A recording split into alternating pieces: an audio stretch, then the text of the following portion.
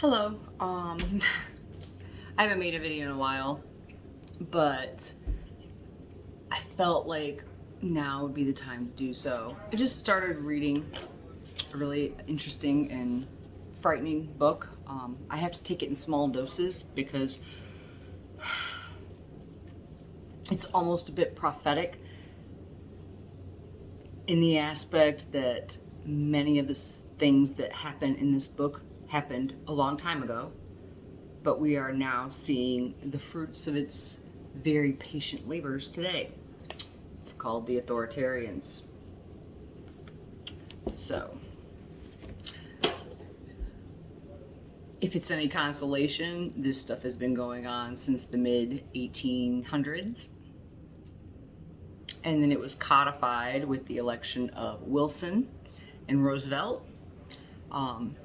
Two presidents, well, not the only two, but the two that tried to push through the most socialist and communist principles and orders. Roosevelt with his New Deal. So back in the 1830s, the Supreme Court held that the centerpiece of the New Deal, the NIRA, was unconstitutional. I just want to give you a general idea of all the regulatory agencies that Roosevelt instituted, because this is these type of agencies are what we are being ruled by right now. We no longer have a constitutional republic. We are being ruled by bureaucrats placed in offices outside of the popular vote.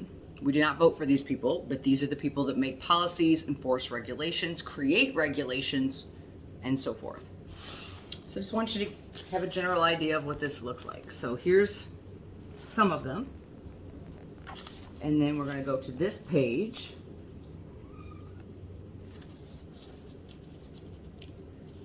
And now, this page,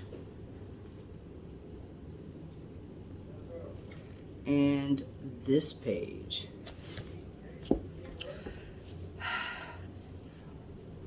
The new administration state was staffed with progressives, socialists, and even communists, drawn from academia and educated in Hegelian philosophy.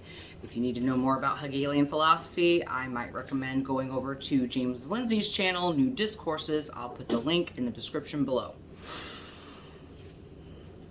The New Deal pursued three substantive objectives: to raise taxes, yet again, on the middle and upper class and redistribute the revenues to achieve social and economic reforms.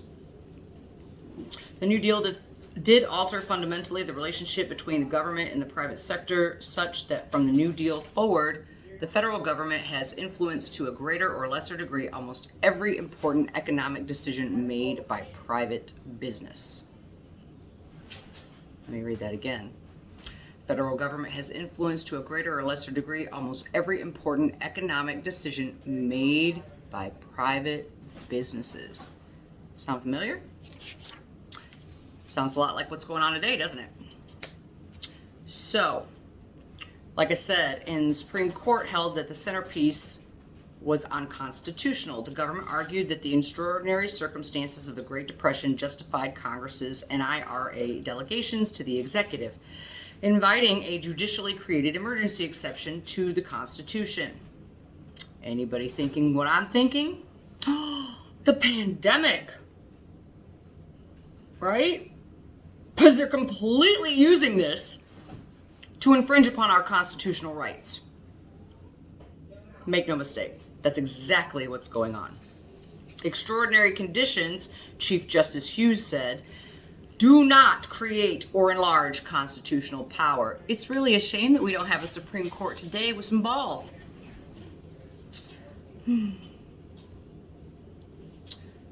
So, in the Federal Trade Commission Act, the law prohibited removal of an FTC commissioner except for inefficiency, neglect of duty, or malfeasance in office, Roosevelt, back in 1933, tried to remove the commissioner. But luckily enough, he filed suit. His name was William E. Humphrey. Justice Sutherland wrote, the authority of Congress in creating quasi-legislative or quasi-judicial agencies to require them to act in discharge of their duties independently of executive control cannot well be doubted, and that authority includes, as an appropriate incident, power to fix the period during which they shall continue in office. The case assessed. So, yeah.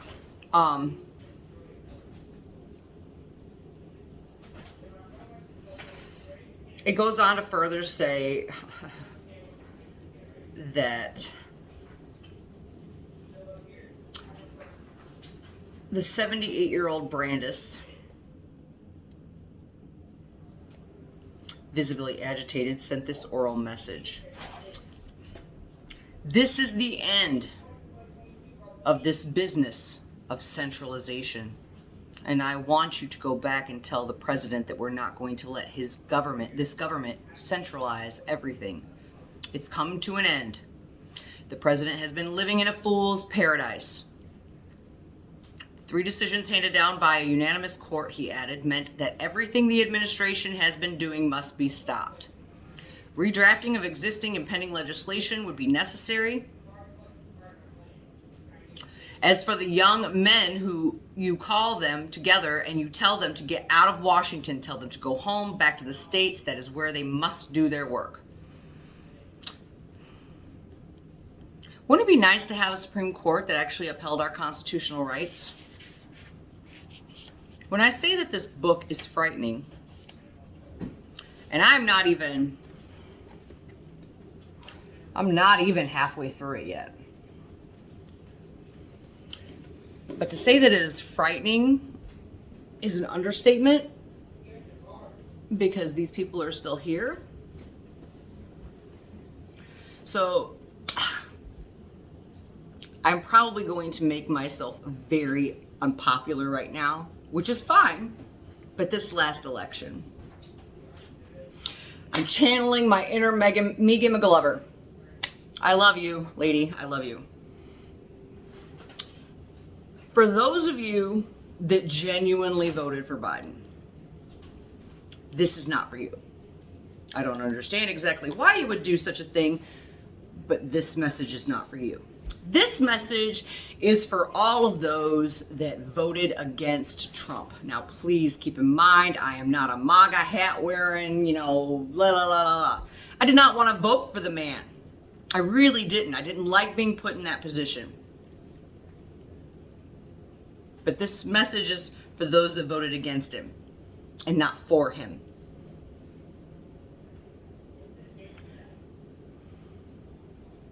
If your feelings can be so fucking manipulated, if your feelings is what you vote for when you go cast your vote, please don't fucking vote next time. Like, I beg you. For those of you that say, well, I don't really pay attention to politics, don't vote. I'm sorry, but it shouldn't be a fucking right. You should have to pass a basic literacy test in terms of how the government works or how it's supposed to work. It's gonna piss a lot of people off, but I'm past the point of giving a shit. I am seriously trying to find the white pill in the fucking nonsense that's going on in this world right now, but I can't. I'm seriously black pilled. I'm looking for the optimism, it's not there. But if you don't pay attention to politics, if you're not paying attention to politics, which I don't even understand how you can get away with it now because it's in fucking everything. Our schools, our elementary schools, our college institutions, it's infiltrating medicine. For those of you that aren't aware, doctors right now are being threatened of losing their medical licenses if they even speak about anything that goes against the bullshit narrative. Trust the scientists, trust the experts. These experts are not fucking experts. These are paid mouthpieces that have invested interest. They could give a fuck less about your freedoms, my freedoms, or the freedoms of my child. But again, if you voted for Biden, for him genuinely, this message isn't for you. This message is for all those who voted their feelings at the last election. Are you happy now? I generally want to know. Are you fucking proud of what you did? Are you having a little bit of a buyer's remorse? I'm done fucking being nice. I've already lost a shit ton of friends. If I lose what I have left, so be fucking it. Because I just can't. You cannot be this emotionally immature. He sent mean tweets. He's a misogynist. Da, da, da, da, da. I was a stripper for over 10 fucking years. I've heard worse. Shit like that doesn't fucking offend me. You know what does offend me? This fucking administration and these piece of shit politicians, because right now I'm politically homeless, taking away our freedoms, and then people every day just, okay, whatever you say, massa. Fuck you. Seriously. When are you guys going to wake up and realize that this fucking government rules by our consent? It states it in the fucking Constitution. And if you continue to vote Democrat at the next election, all I have to say is God fucking help you. You need to start fucking paying attention. And pay attention to politics. Well, maybe you should. Because the D and the R, even though they're two wings, attached to the same fucking bird, there are some good ones out there. Maybe start looking at the independents and the libertarians. Let's get rid of this fucking two-party system. That's the fucking problem. But guess what? Rand Paul's a good example. Rand Paul's a libertarian. But Rand Paul knew that if he ran on the libertarian ticket, he would not have gotten elected, so he ran as a Republican. Rand Paul is not a Republican. But that's where the money is, in the D and in the R. The DNC and the RNC. So if you want to change the face of this country, if you want to vote people into office that might actually do some fucking good, start looking at the two that don't get so much money coming into them. Because right now, that's the problem. We need to take the money out of politics. Because it's killing this country. It's killing small businesses. It's killing people's ability to make a livelihood for themselves, take care of their families. And these mandates, telling people in the United States of America that you can no longer work, provide for your family, attend school, if you don't get the... You know what? All I have to say is this. If anybody happens to watch this video and they're pro this and they're a zealot and they think that what's going on right now is perfectly okay and that doctors should deny medical treatments to people that don't get the... All I have to say to you is this. When Judgment Day comes, you are going to be grateful for people like me and the many hundreds of thousands out there that feel exactly the same way as I do. Because you guys know not what you do. You know not what you are calling for. Or maybe you do. And if that's the case, then stay the fuck away from me. Seriously. I am pro-Constitution. I am pro-liberty. I am pro-freedom. I am pro-individual rights versus the collective. Anybody that studies history knows where this goes. For the greater good, more human atrocities have been committed in the name of the greater good than anything else. Another dangerous phrase, I was just following orders. Why don't you follow your inner fucking moral compass? Oh, you probably don't have one, which is why you need to be told what to do.